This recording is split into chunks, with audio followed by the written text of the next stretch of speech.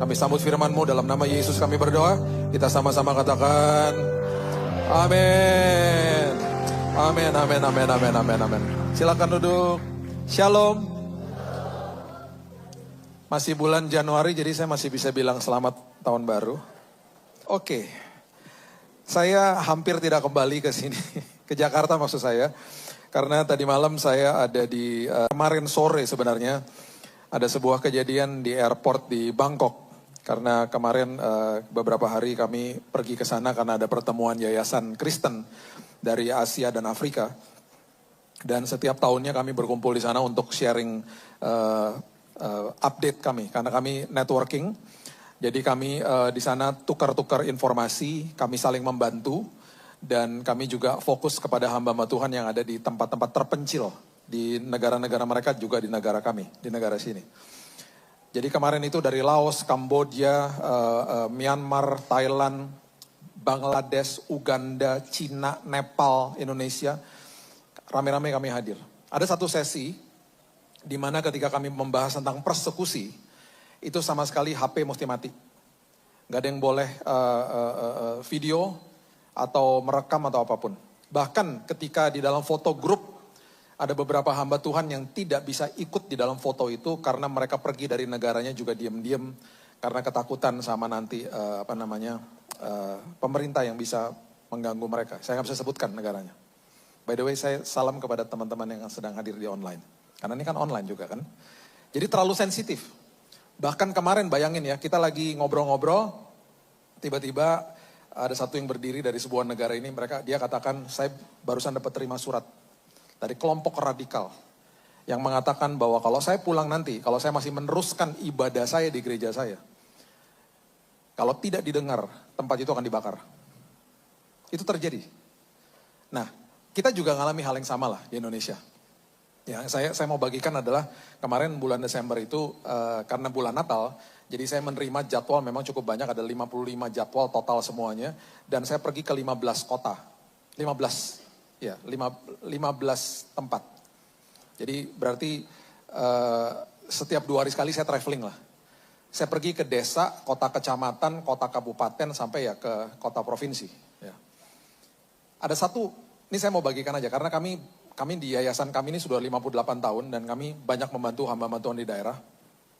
Terakhir saya tempat yang ekstrim yang saya pergi itu adalah pegunungan di Papua yang mendaratnya juga harus pakai pesawat baling-baling kecil, cuman aksesnya cuma pakai pesawat. Dan ini adalah hamba-hamba Tuhan yang kami bantu setiap bulan. Dan banyak cerita-cerita mereka yang saya nggak bisa bagikan di mimbar.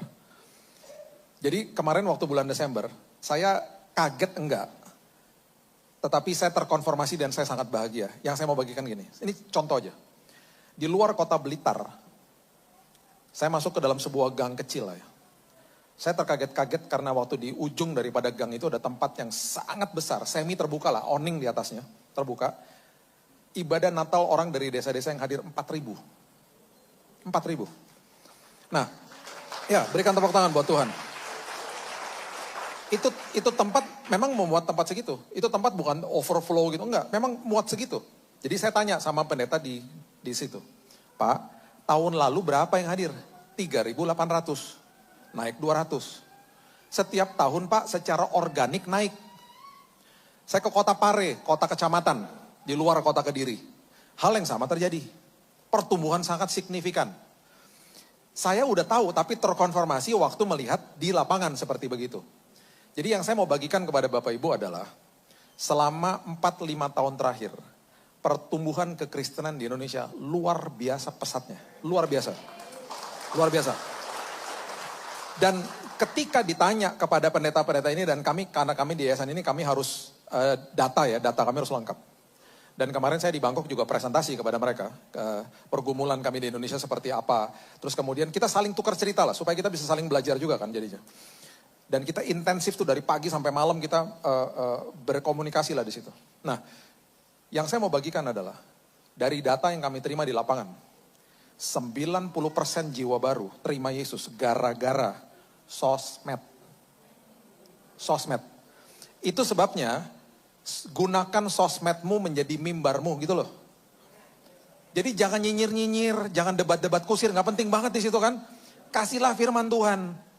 Makanya kenapa saya aktif di sosial media. Kenapa saya buat video renungan harian yang diposting tiap hari. Itu nggak mudah. Nggak mudah, kemarin saya mau berangkat. Misalnya saya ada pergian berapa hari. Itu tim yang datang langsung syuting 8 sampai 10 video. Untuk diposting tiap hari. Dan itu kan ada yang kerjain. Udah gitu belum lagi tulisan. Tulisan yang saya bagikan udah 5 tahun terakhir ini. Dan itu kan nggak mudah juga. Salah satu hari-hari sulit itu hari-hari seperti begini loh. Saya selesai dari sini nanti jam berapa? 6.30 mungkin. Sampai di rumah jam 8. Renungan buat besok belum saya tulis. Nulisnya nanti di rumah. Saya lagi ibadah kayak begini selama sepanjang hari. Saya excited, saya nggak capek. Nanti di rumah capeknya nanti malam. Di tempat tidur lagi nulis renungan harian. Abis dari hari Minggu, hari yang panjang ketiduran. Dibangunin sama istri saya. Bill, pindah ke sana. Ke bangku sana. Karena itu semuanya harus selesai sebelum saya tidur malam hari. Tapi nggak apa-apa, saya bilang Tuhan saya komitmen. Ini makanan rohani buat anak-anakmu tiap pagi. Tulisannya saya buat, videonya saya buat. Tahun lalu jemaat bilang gini, Pak dibukukan lah Pak. Dijadiin buku. Saya harus dengerin kan. Aspirasi dari para jemaat. Dibuatlah bukunya. Jadi istilahnya nih, ini makanan kita yang saya sadari bahwa firman tuh menopang hidupnya manusia gitu loh. Jadi kalau punya sosmed, kalau punya konten silakan sok atau di posting. Kalau tidak, postinglah konten yang memberkati di forward. Atau seperti teman saya nih, yang setiap hari kerjaannya cuman posting ayat Alkitab, that's it. Tapi Pak yang like cuman satu, peduli amat. Siapa tahu yang satu tuh terima Yesus. Biarin aja, bayangin kalau semuanya sadar. Dan semuanya memenuhi dunia sosmed kita dengan sosial media kita dengan firman Tuhan. Betapa dahsyatnya. Dan kenapa ini menjadi sangat penting. Saya mau bagikan selama 2 tahun terakhir ini. Indonesia menempati urutan pertama di dunia. Orang-orang di depan sosmed paling banyak. 2 tahun lalu 5 jam per hari. Tahun lalu 7 jam per hari. Ngapain ya 7 jam per hari ya? 7 jam loh. Ngapain coba? Tapi karena itu balik banyak orang, makanya diterjemahkan juga ke dalam jiwa-jiwa baru. Nih, teman saya di Jawa Tengah, postingin ayat tiap hari. Terus ada orang di desa di Sumatera Utara bilang begini, Pak, saya seneng banget kalau Bapak posting ayat-ayat dari Amsal sama Mazmur. Bagus-bagus ya Pak ayat firman Tuhan, dia ngomong gitu. Pak, selama 6 bulan, saya ini belajar. Saya Google itu ayat-ayat, saya belajar sendiri Pak. Dan secara diam-diam saya bertumbuh banget Pak dengan semua ayat-ayat yang Bapak posting. Dia agama seberang. Terus dia bilang begini, Pak setelah 6 bulan saya cuma mau kasih tahu sama Bapak, saya sudah terima Yesus sebagai juru selamat. Dia bilang begitu. Gara-gara ayat, Tuhan dahsyat. Gara-gara apa? Ayat. Copy paste ayat aja dari Alkitab versi Androidmu itu. Beres kan? Nah itu yang terjadi. Jadi saya diberkati lah kemarin. Saya diberkati selama beberapa hari di sana. Ngobrol, merinding, nangis bareng sama mereka. Dahsyat lah. Kita punya pengalaman luar biasa kemarin sama teman-teman di sana. Sesama Asia Tenggara. Baik, perhatikan ini baik-baik. Dunia, kemarin kita pemetaan ya. Dunia itu dibagi 2. Populasi terbesar. Setengah dari populasi terbesar. Itu di sini. Siapa 3 negara terbesar di Asia Tenggara? Cina. Nomor 1 India sekarang. India, Cina, Indonesia. Sebentar lagi nih ya, sebentar lagi Cina akan deklarasi negara Kristen terbesar di dunia. Kenapa? Karena mereka udah 250 juta orang Kristennya. Secara persentase masih kecil, mungkin cuma 25%. Karena mereka udah selebih dari 1 miliar toh. Cuma 250 juta cuy. Saya liatin, buset gede banget ya angkanya ya. Mana ada negara seperti begini? Deklarasi bentar lagi. Dan pemerintah di sana bilang begini, kamu nggak boleh ibadah di luar hari Minggu. Mereka bilang gini, oh nggak masalah. Ibadah kan bukan hanya di dalam gedung, ibadah di mana-mana kita berada. Oh dahsyat pokoknya. Luar biasa, saya merinding lah kemarin di situ. Udah ya, mau pulang nih kemarin kan. Pesawat jam 2. Naik Batik Air pulang ke Jakarta. Aman dong jam 2 kan. Jadi kita udah check out ke hotel. Karena mau apa? Mau ke Sawangan kan. Jadi harus pulang kemarin ya kan. Udah sampai di sana. Nah inilah untungnya. Karena Billy Lantang ini pemerhati dunia aviasi.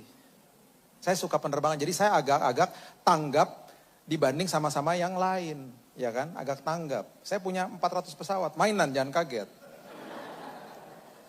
Jadi saya cuma mau kasih tahu, hobi saya bukan cuma hobi, saya suka banget dunia penerbangan. Saya belajar penerbangan pesawat sama pilot di simulator udah sering lah pokoknya. Jadi saya kalau masuk airport saya melihat yang orang lain tidak lihat. Saya pakai mata rohani lihatnya. Sesuatu yang orang lain tidak lihat, ya kan? Kita lagi nunggu nih, udah, ya ampun itu orang udah pada boarding. Saya nunggu giliran.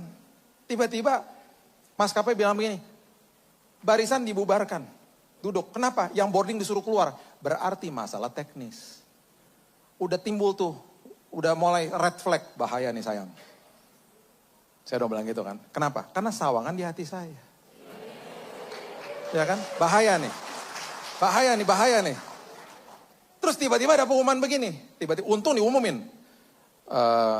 Bapak Ibu, pesawat yang tadi barusan mendarat, nabrak burung. Karena kecepatan tinggi nabrak burung, sayap penyok. Beneran penyok. Di sayap itu ada flap di depannya, belakang sama depan. Kalau flapnya penyok, bahaya untuk nerbang sebenarnya. Jadi saya bilang gini sama istri saya, yuk kita duduk di samping jendela, bisa liatin pergerakan mereka lagi ngapain di situ. Kalau terjadi apa-apa, kita harus cepat tanggap nih. Bisa naik pesawat yang berikutnya kan. Gitu. Kita duduk sambil saya mengecat HP, ngeliatin.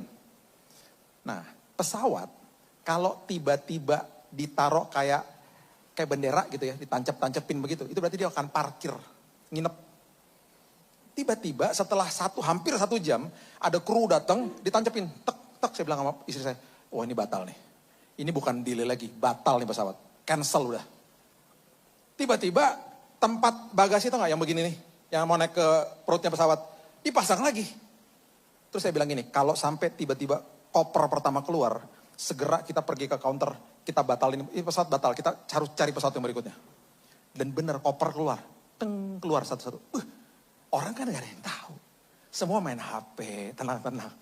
Ini belum diumumin loh pesawatnya cancel. Saya ambil barang ke counter cepetan. Lagi ke counter, saya buka Traveloka. Flight berikutnya jam berapa? Itu yang paling penting loh. Ada jam 5 Citylink, jam 8 AirAsia. Wah nih kalau dia bilang batal, klik Citylink, beli langsung segera. Karena bahaya. Kalau yang lain ada tahu dan yang lain beli, sold out nanti pesawatnya. Buru-buru beli. Kenapa? Sawangan di hati saya.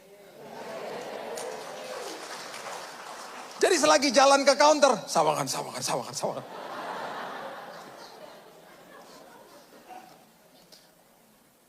Sampai di counter, udah siap nih ya, udah tinggal diklik nih, tinggal beli nih. Flight cancelled? Yes, cancelled. Confirm. Pas dia ngomong gitu, klik, dapat 2 tiket sama istri. Waktu lagi ngobrol, tiket udah dapat, baru diumumin. Ini di belakang saya gak ada orang. Semua lagi nyantai. Umumin, flight has been cancelled. Anda akan ditaruh ke hotel, pesawat batik akan diterbangin lagi ekstra besok atau nanti malam. Nanti akan dikasih tahu, kalau nanti malam gak ada, ya besok pagi terbangnya. Semua ditanggung sama maskapai. Saya udah dapat pesawat dong. Terus saya bilang gini sama orangnya, tiba-tiba pas dia pengumuman begitu, itu rame di belakang saya semuanya. Tapi saya udah dapat pesawat, tenang. Saya langsung bilang sama orangnya, tadi kan luggage sudah diturunin ya, anterin saya, ambil luggage-nya, saya mau check-in di Citylink, saya udah beli tiket nih sama gitu.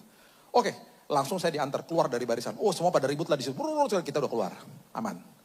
Sampai ke sana, di tempat penungguan bagasi, satu persatu penumpang yang tadi pada datang juga kan mau ngambil bagasi kan. Pada nanya dong, Pak, jadi nanti nginep? Nanya gitu-gitu. Terus ada yang nanya sama saya. Oh enggak, saya udah dapat Citylink jam 5. Oh gitu Pak? Iya, Traveloka, beli aja. Dia buka. Sold out.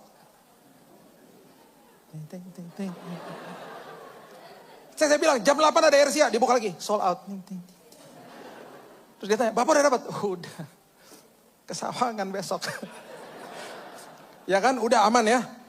Udah nih, istri langsung ke Citylink. Kamu check-in, ambil kursi. Udah. Koper belum keluar. Orang maskapai batik bilang begini masa yang di Bangkok. Pak, karena Bapak ganti maskapai. Kalau kopernya keluar dan Bapak tidak bisa on time masukin ke dalam Citylink. Kita gak bisa ngapa-ngapain loh Pak. Karena Bapak ganti maskapai. Kita gak bisa ngurusin masukin ke Citylink, kirim-kirim lagi besok. Gak bisa lah. Istri saya sempat ngomong gini.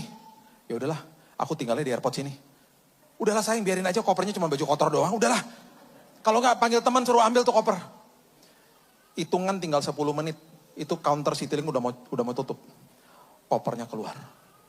On time. Saya bilang, Tuhan, kalau Tuhan udah kasih Citylink, Tuhan kopernya gue keluar, Tuhan. Jadi kami pulang aman, saya tidur nyenyak, saya di sini, puji Tuhan kan. Tuhan dahsyat. Karena gini, yang saya mau kasih tahu begini loh, 2026 firman Tuhan mengatakan Tuhan sudah berjalan di depan kita. Ulangan 31 ayat 8, coba lihat, Ulangan 31 ayat 8. Jadi saya cuma mau kasih tahu ini sama kita. Kalau kita masih dikasih tahu bahwa sama Tuhan dikasih kesempatan lihat tahun yang baru ini, berarti Tuhan punya maksud yang indah sama kita. Ya, Ulangan 31 ayat 8. Sebab Tuhan, Dia sendiri akan berjalan di depanmu. Dia sendiri akan menyertai engkau. Dia tidak akan membiarkan engkau, dan Dia tidak akan meninggalkan engkau. Janganlah takut dan janganlah patah hati. Ini perhatikan ya, Dia berjalan di depan saya, Dia berjalan bersama saya. Berarti Dia maha hadir toh. Itu artinya pengikut Yesus. Pengikut Yesus adalah orang yang disebut Kristen. Orang Kristen sama orang agama Kristen itu beda. Orang agama Kristen belum tentu dia orang Kristen. Karena orang agama Kristen adalah orang yang agamawi. Belum tentu dia menjadi pengikut Kristus yang sejati. Perbedaannya apa Pak? Oh banyak. Salah satu yang paling mencolok adalah orang agamawi akan melakukan ritual dan ibadah-ibadahnya dan semuanya pakai usahanya dia untuk mencapai sebuah jawaban doa. Dia datang kepada Tuhannya, dia mohon kepada Tuhannya dengan berbagai-bagai cara supaya dengan harapan Tuhan memberikan jawaban doa dia. Itu orang agamawi. Makanya timbul frasa-frasa seperti begini di kalangan jemaat. Pak, saya udah doa, saya udah puasa, kok Tuhan gak jawab ya Pak? Terus ujung-ujungnya kecewa sama Tuhan.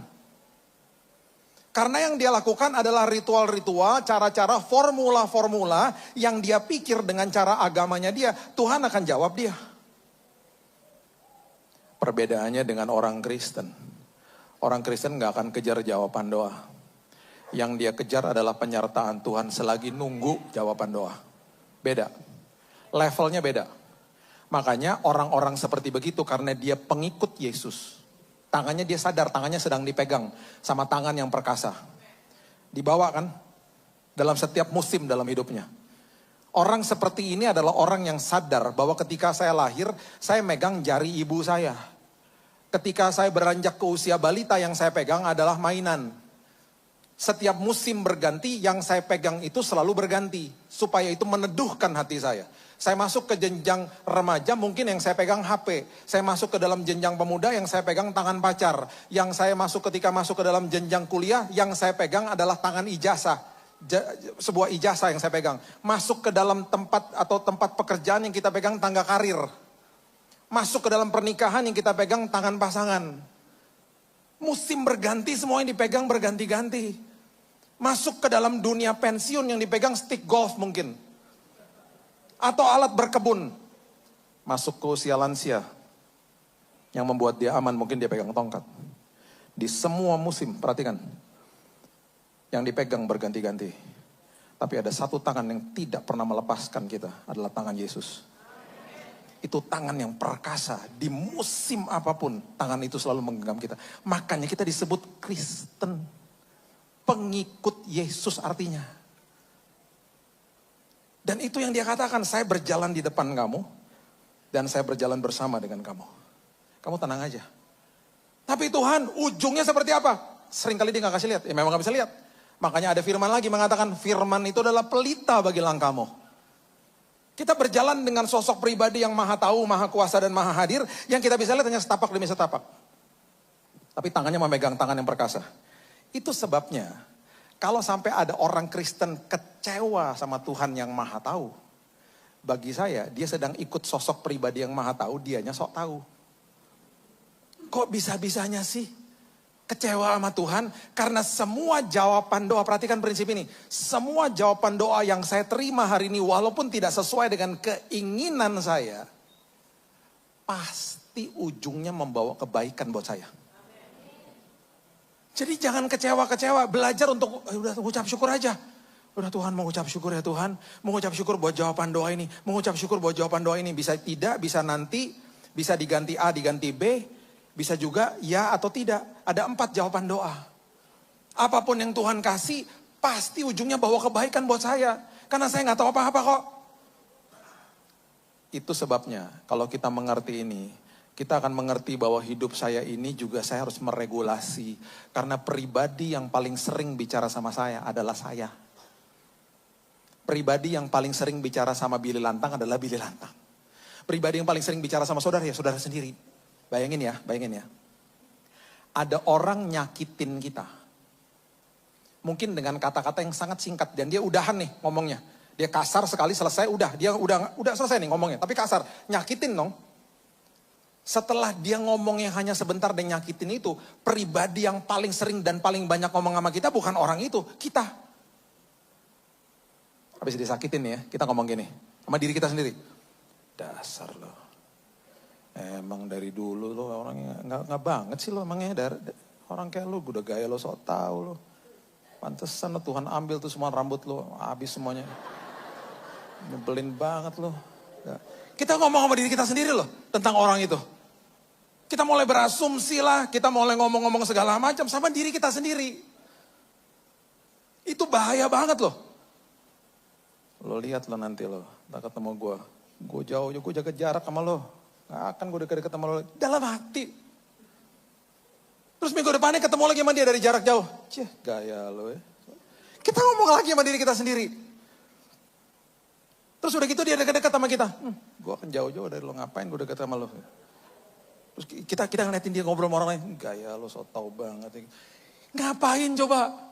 Yang tadinya cuma gara-gara sakit hati tiba-tiba jadi bitterness, kepahitan.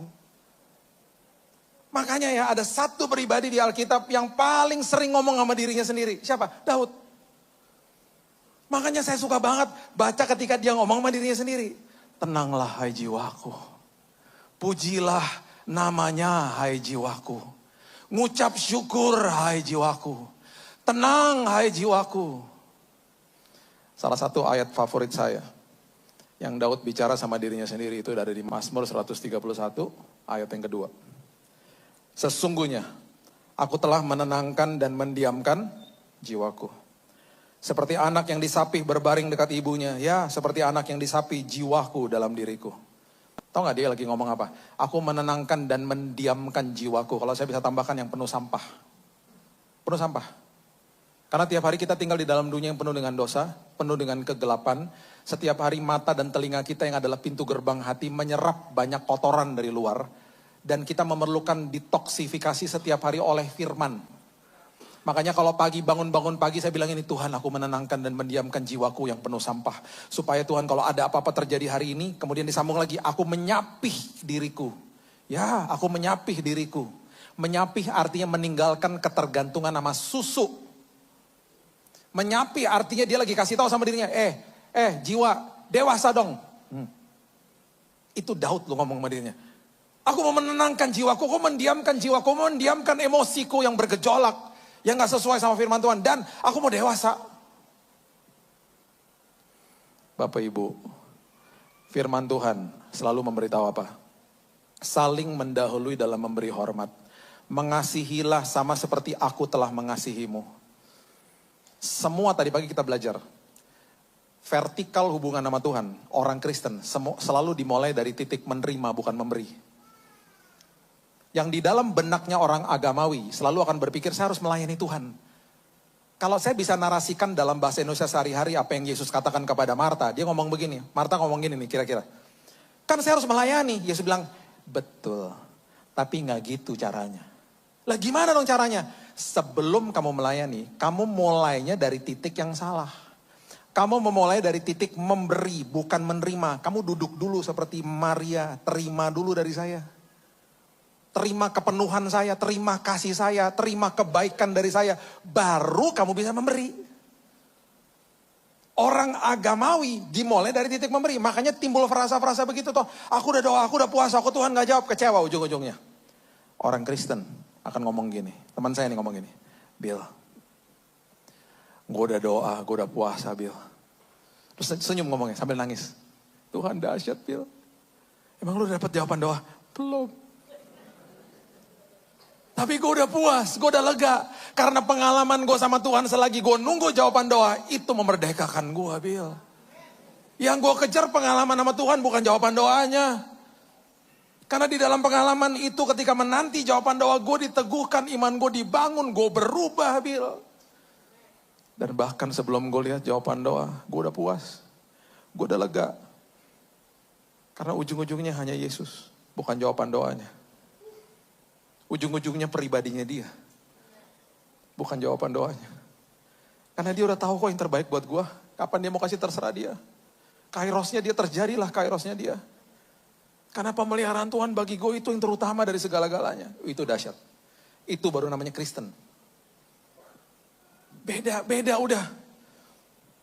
Dia ngomong sama dirinya sendiri. Dia ngerti ketika ada orang nyakitin dia akan ngomongnya beda sama dirinya sendiri. Enggak. Udah, I have to give the benefit of the doubt. Saya harus memberikan dia sebuah asumsi yang bukan negatif, tetapi asumsi yang baik. Saya akan memberikan kepada dia, Tuhan, mungkin dia lagi bete tadi di rumah. Udahlah Bill, lepaskan pengampunan.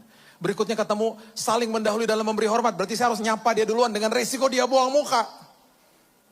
Kita senyum. Bro, dia buang muka beneran, ngondek lagi buang mukanya. Kalau kita nggak benar di dalam sini, kita akan ngomong ini. Tuh kan, ya elah, sombong banget tuh orang. Terus ya firman Tuhan bilang apa? 1 Korintus 2:14.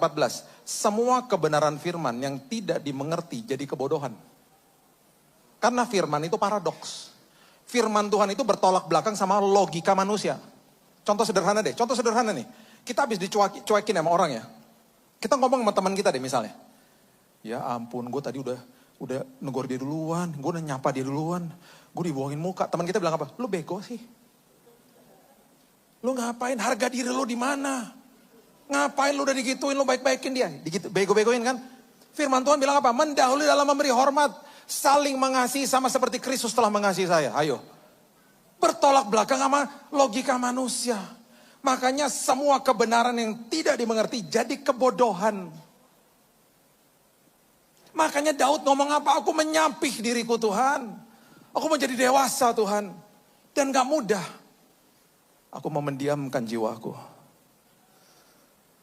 Bapak Ibu, tanggal 31 Desember kemarin, kami ngumpul di rumah.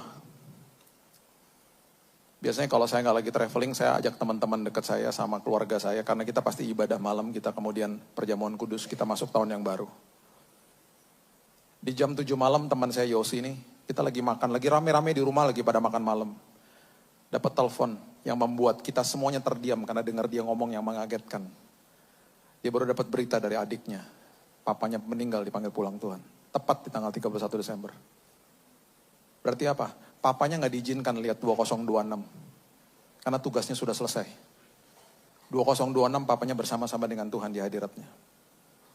Kalau kita masih dikasih pintu yang dibukain, tulisannya 2026, kita masih bisa ada di tahun ini. Hargai kesempatan ini. Setiap kali ada ulang tahun, berarti waktu kita di bumi ini makin dikit. Hargai waktumu. Makanya Mazmur 90 ayat 10 mengatakan apa? Usia manusia 70, kalau kuat 80, kalau kuat 80. Itu ayat Alkitab, jangan stres gitu ngeliatin saya. Ada ayatnya tuh, ada. Ayat 12 bilang apa? Ajari aku menghitung hari-hariku sedemikian supaya aku bertindak bijaksana. Selagi diberikan kesempatan, jadilah kado buat orang lain. Kalau nggak dipanggil seperti saya ada kemana-mana gitu ya, sampai ke gunung apa segala macam. Yang saya katakan tadi lah, jadikan sosial mediamu mimbarmu. Itu aja. Terus kemudian jadilah berkat kepada orang yang ada di sekelilingmu. Contoh sederhana ya. Yuk kita buka dulu, Lukas 14.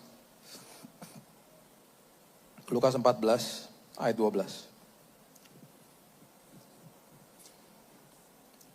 Lukas 14 ayat 12. Kita barusan merayakan anugerah terbesar di bulan Desember, Natal.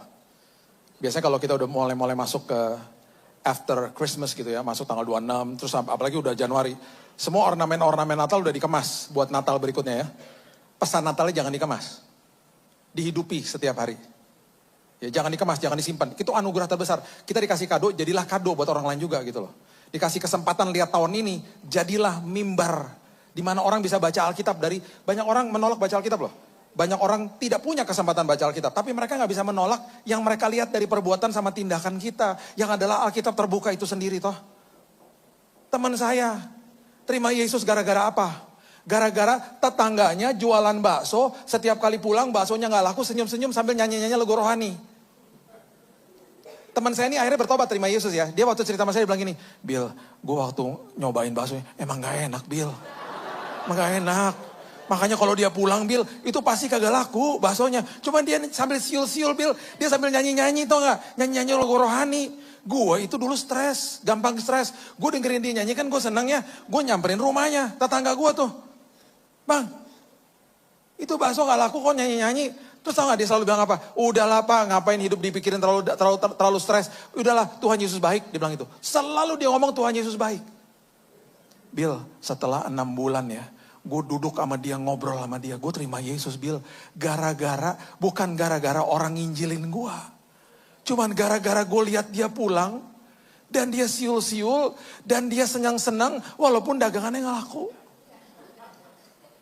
Menurut saya, kalau dagangannya laku, dia siul-siul, mungkin gak jadi berkat buat orang itu. Makanya Tuhan biarkan dagangannya gak laku. Bukannya Tuhan jahat, Tuhan cukupin dia toh. Tapi gara-gara dagangannya laku kan jadi berkat toh. Kalau dagangan laku pulang nyanyi-nyanyi itu normal. Ini dagangan gak laku pulang nyanyi-nyanyi itu jadi berkat justru. Iya gak? Gara-gara itu Bill gue terima Yesus. Hal sederhana toh. Orang tidak bisa menghindar dari Alkitab yang terbaca dari hidupmu. Gak bisa. Makanya Lukas 14 ayat 12 bilang begini. Yesus berkata kepada orang yang mengundang dia, apabila engkau mengadakan perjamuan siang atau perjamuan malam, janganlah engkau mengundang sahabat-sahabatmu, saudara-saudaramu, kaum keluargamu, kaum tetangga-tetanggamu yang kaya. Karena mereka akan membalasnya dengan mengundang kau pula dan dengan demikian engkau mendapat balasnya. Apabila engkau mengadakan perjamuan, undanglah orang-orang miskin, orang-orang cacat, orang-orang lumpuh dan orang-orang buta. Dan engkau akan berbahagia. Kenapa engkau berbahagia? Karena mereka tidak punya apa-apa untuk membalasnya kepadamu. Jadi maksud ayat ini adalah gini. Kalau berbuat baik, kalau jadi kado buat orang lain, jangan hitung-hitungan. Dan saya udah katakan berkali-kali kan, ini gedung gerejanya. Gerejanya saudara dan saya toh. Jadi ketika kita melangkahkan diri keluar dari tempat ini, ibadah tidak bisa ditutup dengan doa berkat. Ibadah di tempat ini ditutup dengan doa berkat. Ibadah yang sejati berjalan terus karena kita gerejanya. Nanti kita belajar satu hari. Saya punya satu pelajaran namanya kemegahan. Di kitab Hagai, dia ngomong gini. Dan saya rasa juga dia pasti bingung pas dia kasih nubuatan ini. Dia bilang gini, rumah yang terkemudian akan jauh lebih megah. Karena di dalamnya ada damai sejahtera. Orang pasti gak ngerti saat itu. Tiba-tiba Matius 12, Yesus bilang begini sama murid-muridnya. Sebentar lagi ada yang melebihi bait Allah. Dia bilang sama orang-orang Farisi, sebentar lagi ada yang melebihi bait Allah. Mereka bingung, oh ini bait Allah yang kedua yang didirikan sama Zerubabel, direnovasi sama Herodes. Megahnya luar biasa. Mereka ketika lihat gedungnya mereka bilang gini, pasti dalam pikiran mereka, oh berarti ada yang lebih gede daripada ini. Markus 13, dia keluar dari bait Allah. Dia bilang bentar lagi ini semua akan dihancurkan. Di thrown down. Betul, diserang sama Romawi, hancur semuanya. Dan Bapak Ibu kalau ke kota Yerusalem, kota tua, di luar tembok kota tua tuh banyak bongkah-bongkah batu bekas bait Allah yang kedua. Di saat zamannya Yesus. Semua ini dipertajam sama Paulus. Tidak tahukah kamu bahwa tubuhmu adalah bait Roh Kudus? Yang tadinya sakralnya gedung, hari ini kitalah bait Allah yang sebenarnya. Berarti dimanapun saya langkahkan kaki saya, tempat itu berubah jadi tempat ibadah. Makanya orang Kristen, waktu zaman COVID, saya ngobrol sama, saya jadi pengen nangis nih ngomongnya. Sahabat saya, Pak Risa. Dan dia setuju lah. Kita harus kasih tahu teman-teman nih, saya bilang gitu. Supaya perkataan yang keluar dari mulutnya benar. Jangan pernah bilang gereja ditutup. Gedung gereja ditutup. Gereja gak bisa ditutup. Karena gerejanya saudara dan saya. Jadi ketika ini terjadi, kita akan mengerti, mendahului dalam memberi hormat, mendahului kepentingan orang lain. Kita jadi berkat di mana-mana kita berada. Kita mau melakukan amanat agung, gak usah mikir-mikir, oh saya berarti harus misioneri. Gak usah mikir-mikir itu deh, mikir hal yang sederhana aja. Sederhana deh, orang Indonesia paling gak bisa ngantri toh, saya amin duluan, amin. Coba lihat kalau lift kebuka. Gubrak-gubrakan depan lift. Padahal harusnya yang dari dalam keluar duluan. Kita pencet aja tombol liftnya, gak usah takut liftnya meninggalkan kita toh. Kita pencet tombol lift, liftnya masih pergi, berarti liftnya rusak. Puji Tuhan kita gak di dalam situ. Ini hal-hal sederhana. Yang sering kali dilupakan sama orang. Makanya apa? Kalau berbuat baik, kalau orang itu gak bisa berbuat baik sama kita, gak bisa balas sama kita, hati kita dibuat berbahagia. Banyak gereja yang ada di dalam mall. Dan ketika mereka masuk jemaat ya, masuk ke dalam mall. Istri saya selalu bilang gini sama saya, kamu tuh punya satu karunia dari Tuhan, memperhatikan behavior sikap orang, perilaku orang. Jadi saya kemana-mana suka memperhatikan itu memang. Orang nih masuk ke mall ya, dibukain pintu sama satpam tuh. Jemaat gereja loh. Satpamnya bilang apa? Selamat pagi, disapa gak? Oh enggak, dia lewat aja. Di dalam mall kan gerejanya dia di dalam mall. Pas dia udah mau masuk dekat pintu gerejanya, kan ada greeter gereja. Ngapain? Shalom. Oh dia berubah langsung. Shalom, shalom, shalom. Kenapa lo gak shalom tadi sama tuh satpam? Ayo. Kenapa lo jadi jagoan kandang? Ayo. Kenapa? Karena pikirannya apa? Lo gak bisa ngapa-ngapain sama gue. Gue gak ada kepentingan sama lo. Dibukain pintu. Lihat mukanya. Makasih ya mas. Berapa banyak di antara kita yang keluar dari toilet dan bilang terima kasih sama petugas toilet. Yang setiap hari kita keluar dari toilet dia bilang ini, makasih, makasih. Saya dalam hati gini, lucu juga ya gue barusan ngotorin toilet. Lu bilang terima kasih sama gue. Di Terminal 3, Soekarno-Hatta. Mas, makasih ya mas, toiletnya bersih. Kan dia outsource ya. Dia pikir saya dari kantor pusat. Siap. Karena saya bilang terima kasih, toiletnya bersih kan. Dipikir saya lagi nyidak. Siap pak. Kenapa lo jadi formal? Mas saya pelanggan. Oh ya ampun pak. Oh makasih pak. Kasih tahu. Enggak, saya cuma mau ngobrol aja. Enggak sampai semenit ngobrolnya. Mas udah berapa lama kerja di sini? 2 tahun. Keluarga di mana? Banyumas. Masih di sana? Oh enggak pak, syukur udah bisa saya bawa ke sini, tinggal dekat Cengkareng sama anak-anak. Mas mau tanya aja, selama 2 tahun kerja di sini ada nggak orang seperti saya yang nyapa? Nggak ada lah pak. Saya cuman gini-gini aja tiap hari, nggak apa, udah biasa pak gitu. Tuh, contoh tuh. Sedih kan? Kita kalau mau jadi berkat buat orang, banyak kesempatan. Banyak. Kasih uang parkir, gak usah minta kembalian. Ambil aja mas. Dulu nih, waktu sebelum ada itol. Saya nunggu di mall, ini kan gereja di mall. Terus dia punya stiker gerejanya lagi di belakangnya. Kita macet di belakang, nungguin kembalian 2.000 perak. Kasih aja bro, ya ampun. Itu memberkati dia gak bisa balas, lo dibuat bahagia. Makanya mbak yang kerja di rumah saya paling tidak investasi bagi orang-orang yang sekitar saya yang paling dekat. Waktu saya masih ada gak nih? Saya deh, ingetin deh. Ini mbak yang di rumah nih, yang satu kerja sama saya nih. Stephen Obella tahu nih. Masaknya jago. Kerja sama saya 26 tahun. Seumur anak saya. Saya udah umrohin dia 3 kali. Saya udah bangun rumahnya dia di kampung. Supaya kalau ntar dia pensiun, dia pulang nyaman rumahnya. Dia bisa balas, gak bisa. Padahal dia galak banget kalau di rumah. Galak. Dulu anak-anak pas masih kecil. Kan saya bawa pergi malam-malam. Hari sekolah sih memang. Pulangnya memang 1 hari pernah agak malam. Dan gak tidur siang. Besok kan harus sekolah. Kan dia memang protektif banget buat anak-anak kan. Dia telepon saya malam-malam. Jam 9:30 saya ingat banget lagi di mobil. Anak-anak juga udah pada tidur sih di mobil. Biasanya kalau mbak telepon majikan tuh seperti apa sih biasanya? Maaf pak, permisi pak. Biasanya oh dia gak ada gitu-gitu. No gak ada. Saya angkat telepon. Tahu gak kalimat pertama? Posisi di mana? Posisi di mana? Kenapa sih mbak? Oh langsung marah.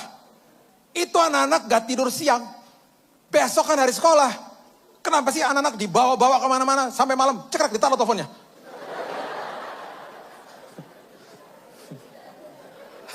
Sama istri saya. Kita karena udah biasa kita ketawa-ketawa. Sampai di rumah tuh anak udah tidur. Badannya kan gede kan. Digendong kanan 1, kiri 1. Sambil ngegendong tuh sambil ngedumel. Anak-anak dibawa. Dalam hati, anak-anak gue kenapa lo yang sewot? Masih. Cuma dia cinta banget. Sayang banget. Makanya anak saya waktu pergi sekolah. Aduh nangis-nangisan sampai udah gak karu-karuan. Ini ngambek. Karena yang kecil mau pergi juga kuliah. Nah ini ya. Saya mau kasih tahu nih. Orang-orang seperti begitu. Gak bisa balas. Orang-orang seperti begitu adalah orang-orang yang firman Tuhan katakan hati kita dibuat berbahagia. Yang kecil mbak yang satunya lagi. Biasanya itu kerja sama saya lama juga 10-15. Tapi kan biasanya nikah akhirnya kan. Nah yang dulu pernah datang ke rumah saya, awal tahun 2000. Hari pertama, masih umur 19 tahun. Saya tanya gini, Mbak, mimpinya apa mimpinya? Dia gini, aku gak mimpi tadi. Cita-cita maksudnya. Oh cita-cita. Cita-cita. Saya pengen banget Pak kerja sebagai akuntan, saya pengen kuliah, pengen sekolah, tapi udah putus sekolah Pak, gak ada uang. Klise lah, biasa lah, datang ke kota. Putus sekolah di mana? Ya SMA Pak. Mau gak SMA di sini? Oh boleh. Gimana caranya? Ntar kamu jam 3 ambil paket C aja. Kamu kerja sampai jam 3, ntar saya panggilin tukang ojek tiap hari sekolah aja. Oh boleh Pak, ya boleh. Nanti potong gaji Pak, nggak usah. Nanti saya bayarin selama saya bisa kejar mimpinya. Supaya nanti kalau udah selesai sekolah, Mbak keluar aja dari sini kejar mimpinya. Jangan selama-lama jadi pembantu rumah tangga. Oh ya boleh ya Pak, udah dia sekolah tuh. Di tengah-tengah sekolah diajarin bahasa Inggris sama anak-anak saya. Kurang ajar juga tuh, satu hari anak-anak saya ngomong gini, kamu di rumah ini jangan panggil dia bapak. Enggak, namanya bukan bapak, bukan Pak Billy, panggil dia Daddy. Besok dia bangun pagi, ini caranya Mbak ya, diajarin bahasa Inggris. Bilang gini, good morning dad, gitu. Pakai gayanya gitu, good morning dad, gitu. Saya bangun pagi, dia lagi nyapu. Good morning dad. Dia nanya, betul ya Pak ngomongnya Pak? Ya betul sih. Izin Pak, saya harus panggil Bapak Daddy hari ini. Gak apa-apa ya? Oh, iya gak apa-apa. Dia lulus SMA. Habis lulus SMA kita kuliahin dia. Dia resign dari saya. Tapi Ibu tahu hari ini dia pemilik UKM yang sangat berhasil di Jakarta Pusat. Hari ini. Dia bisa balas. Nggak bisa. Hati saya dibuat berbahagia. Dan sampai hari ini kalau dia datang lagi Natal, lagi Lebaran datang ke rumah atau apa. Masih panggil, hey dad. Mama saya pernah tanya, itu anak keberapa? Panggil daddy. Oke. Arti kekristenan, jadilah berkat, saya tutup sama ini. Kalau Tuhan sudah mendahului kita di hari ini, di tahun ini, Tuhan sudah mempersiapkan kairosnya buat setiap kita. Oke, saya tutup sama kisah ini. 2 tahun lalu. Saya kalau ngomong 2 tahun lalu tuh sedih karena saya di kota Sydney 2 tahun lalu. Dan saya izin sama almarhum Pak Risa di rumah sakit. By the way, saya pernah kasih tahu sama Bapak Ibu. Satu-satunya pribadi yang menelpon saya setiap hari waktu saya kena sakit kanker, tiap hari video call sama saya. Itu Pak Risa. Jadi waktu beliau ada di ICU, saya nangis. Dipegangin sama istri saya. Karena saya bilang, gak adil. Kenapa kalau gue video call, gue gak bisa video call sama lo hari ini. Saya belai rambutnya dia dan saya kecup keningnya dia. Saya bilang ini, bro, lo jangan kemana-mana. Gue izin dulu, gue mau ke Sydney. Lo udah janji sama gue, lo akan makan ke rumah gue, lo akan makan sayur asam sama ikan asin. Itu favoritnya dia. Lu jangan kemana-mana ya. Nangis saya gak tahan. Dan saya pergi ke kota Sydney dan saya dapat kabarnya di hari Minggu setelah ibadah. Hancur saya. Ada kejadian di Sydney waktu saat itu. Jadi gini. Saya lagi ketemu sama teman lama. Terus teman baru mau datang. Teman baru datang jam 2. Teman lama ngobrol-ngobrol sama saya. Bill, jam 2 gue jalan ya. Karena gue bisa jemput anak gue. Oke. Lu nanti jam 2 sama siapa? Ada teman baru gue dari gereja yang ngundang. Tiba-tiba 1:30 udah datang teman yang baru. Saya kenalin dong, kan sama-sama orang Indonesia. Kenalan, sama-sama Indonesia. Tinggal di luar negeri. Kita jalan nih, jalan. Jalan ke mobilnya dia nih, kan dia mau jalan. Biasalah kalau baru kenal kan nanya-nanya kerja di mana gitu. Nanya nih teman lama, nanya sama teman baru. Kerja di mana bro? Gue supir bus. Terus kan supir bus gaji gede di sana ya. Terus teman-teman yang lama bilang ini, gue juga lagi ngelamar tuh. Mau jadi supir bus, gimana caranya ya? Lewat gue aja. Gue udah lama di sana, ntar gue masukin ke HRD. Beres. Ngobrol lagi, ngomong soal keluarga sekarang. Anak berapa? Teman lama bilang anaknya 5. Saya bilang, banyak juga anak lu ya. Gitu. Teman baru ditanya, anaknya berapa? Lagi program. Saya lagi mau ketemu dokter nih, dan dokternya agak susah diketemuin karena waiting list katanya gitu. Teman baru ngomong begitu. Teman lama nanya, siapa dokternya? Dia sebut namanya. Teman lama bilang gini, lah elah, itu mah ipar gue dokternya. Udah tenang, ntar gue bantuin, gak usah waiting listan. Nanti gue bantuin lu bisa ketemu sama dia. Ini kejadian di depan saya. Yang satu mau jadi supir bus, ketemu sama supir bus. Yang satu perlu dokter, ketemu sama iparnya. Saya bilang, guys, lu kan dua-dua anak Tuhan nih, terjadi apa nih? Kairosnya Tuhan terjadi. Lu lihat nih, Tuhan dahsyat banget. Saya ngomong sama teman lama, makanya lu ke gereja. Lihat nih, Tuhan pertemukan luar biasa kan? Saya percaya dan saya berdoa. Di tahun 2026 Bapak Ibu dipertemukan dengan orang yang tepat. Kesempatan yang tepat untuk dibawa kepada tujuan yang tepat. Amin. Ingat firman Tuhan hari ini. Pengikut Yesus. Berarti Tuhan sudah mendahului saya.